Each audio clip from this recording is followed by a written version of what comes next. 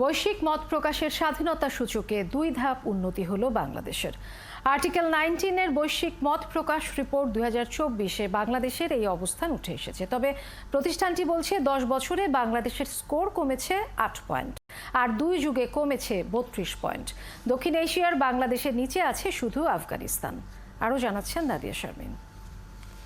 আপনাদেরকে সময়টা একটু খেয়াল করতে বলছি। 2006 সালে 2017 সাল থেকে নিয়মিতভাবে বৈশ্বিক মত প্রকাশের স্বাধীনতা সূচক প্রকাশ করে আসছে আর্টিকেল 19।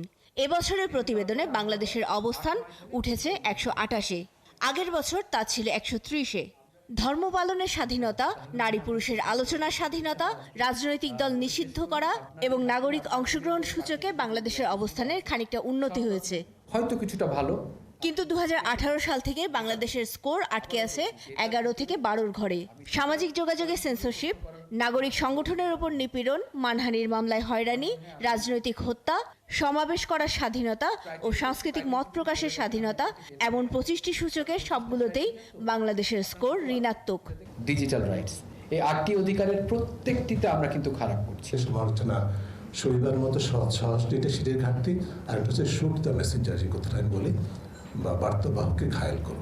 স্কোর দিয়ে হয়তো অনেক সময় ভয়াবহতাটা বোঝা যায় না, বিশেষত যারা একটা বিশেষ বাধা মুখোমুখি হচ্ছেন পেশাগত কারণে। সংস্থাটি বলছে, সার্বিক বিচারে বাংলাদেশে মত প্রকাশের স্বাধীনতা সংকটজনক অবস্থায় আছে। দক্ষিণ এশিয়াতে এর নিচে আছে শুধু আফগানিস্তান। উন্নতির পথে শ্রীলঙ্কা, আর অতি বাধাগ্রস্ত থেকে সংকটজনক অবস্থায় নেমে গেছে ভারত। সাম্প্রতিক সময়ে মার্কিন যুক্তরাষ্ট্রের যে হাল, তাদের স্কোরটা কিরকম হবে?